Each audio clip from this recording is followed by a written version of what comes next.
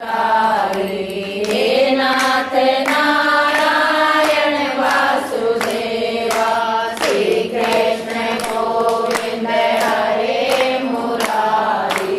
हे नाथ नारायण वासुदेवा, श्री नाथ नारायण वासुदेवा, हे नाथ नारायण वासुदेवा। बोले श्री कृष्ण भगवान की जय। कार्तिक महात्म की जय। कार्तिक महात्म का तीसरा अध्याय। श्री कृष्ण भगवान के चरणों में शीश झुकाऊं, श्रद्धा भाव से पूजो हरि, मन वांछित फल पाऊं। सत्यभामा बोली, आप सभी काल में व्यापक और सभी काल आपके आगे समान है, फिर यह कार्तिक मास ही सब मासों में से श्रेष्ठ क्यों हो? सत्यभामा श्री कृष्ण भगवान से प्रश्न कर लिया। सब तिथियों में एकादशी और सब मासों में कार्तिक मास को ही आप अपना प्रिय क्यों बतलाते हैं? इसका क्या कारण है? श्री कृष्ण भगवान बोले, हे प्रिय, तुमने मुझसे बहुत अच्छी बात पूछी है। मैं तुमको इसका कारण बतलाता हूँ, ध्यान से सुनो।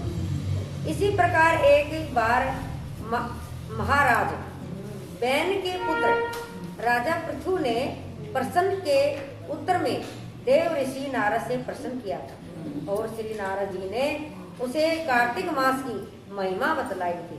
राजा पृथु के प्रश्न के उत्तर में देव ऋषि नारद ने कहा था, हे राजन, एक समय शंख नामक एक राक्षस बड़ा बलवान और अत्याचारी हो गया था। उसने अपने अत्याचारों से तीनों लोगों को कंपमायन कर लिया था। उस शंखासुर ने स्वर्ग में रहने वाले देवताओं को जीतकर इंद्र आदि देवों व लोकपालों के अधिकारों को छीन लिया। उससे डरकर सभी देवता सुमेर पर्वत की गुफाओं में कुटुंबियों के साथ बहुत दिनों तक छिपे रहे थे। वे बाद में सुमेर पर्वत की गुफाओं में निश्चित होकर रहने लगे।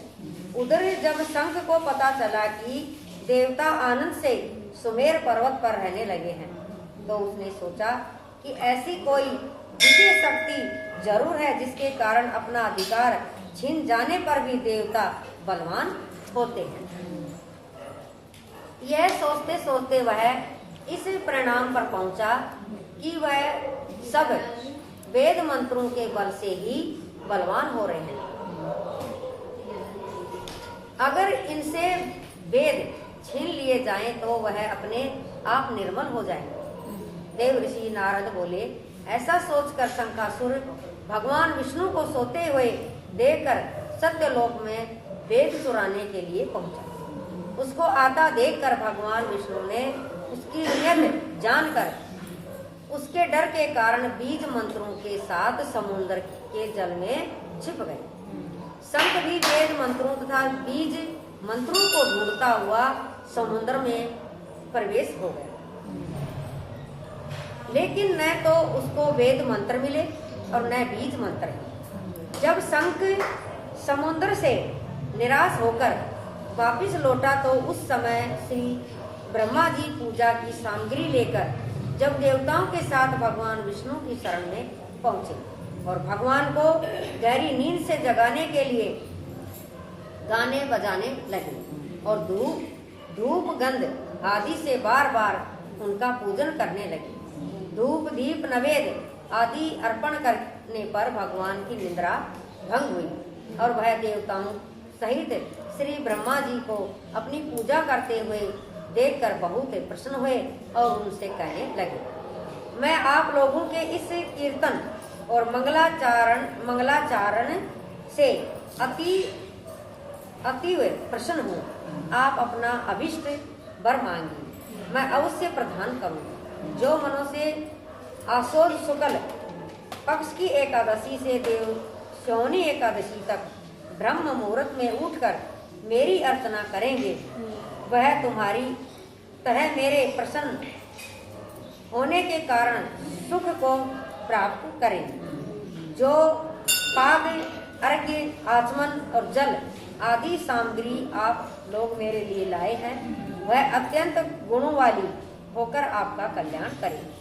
शंख जो वेद चुरा कर ले गया, वे सब के सब समुद्र में ही हैं, अतः मैं शंखासुर को मारकर उन्हें ले आता हूँ। आज से मंत्र बीज और वेदों के साथ चारों वेद प्रतिवर्ष कार्तिक मास में जल में विश्राम किया करते। अब मैं मस्त का रूप धारण करके समुद्र में जाता हूँ और आप लोग श्री ऋषि महर्षियों को साथ लेकर मेरे साथ चलें। जो कार्तिक मास में पहर रात्रि पहले स्नान करते हैं, वे निश्चय ही अक्षय फल को पाते हैं। वे अज्ञात में अमृत स्नान का फल प्राप्त करते हैं। हे देवेंद्र, जो कार्तिक मास में व्रत करते हैं, उन्हें सब प्रकार से धन, पुत्र, पुत्री आदि देते रहना और उन्हें सब आपत्तियों से बचाते रहना। हे धनपति कुबेर, मेरी आज्ञा अनुसार तुम उनका धन धान्य बढ़ाते रहना, क्योंकि इस प्रकार का आचरण करने वाला प्राणी मेरा रूप धारण करके जीवन मुक्त हो जाता है। जन्म से लेकर मरण पर्यंत जिसने विधि पूर्वक यह उत्तम व्रत कर लिया है, वह आप लोगों को भी पूजनीय है। आप लोगों ने मुझे कार्तिक शुक्ल एकादशी तिथि को जगाया है, इसीलिए एकादशी मान्य है और मुझको बड़ी प्रिय है। हे देवताओं, यह दोनों व्रत नियम पूर्वक करने से प्राणी मेरे समीप पहुँचते हैं। इन व्रतों के करने से जो फल मिलता है, वह अन्य व्रतों से नहीं मिलता। इसीलिए हर मनुष्य को सुखी और निरोग रहने के लिए कार्तिक मातम और एकादशी कथा सुनते हुए उपयुक्त नियमों का पालन करना चाहिए। बोले श्री कृष्ण भगवान की जय। गोविंद मेरो है, गोपाल मेरो है, गोविंद मेरो है, गोपाल मेरो है। श्री राधे बिहारी नंदलाल मेरो है, श्री राधे बिहारी नंदलाल मेरो है। गोविंद मेरो है, गोपाल मेरो है, गोविंद मेरो है, गोपाल मेरो है। श्री राधे बिहारी नंदलाल मेरो। राम उठते सवेरे कृष्ण चौतरिया पे आया, तो माँ से मांगे कलेवा। राम हमें तोरे बेटा बैठे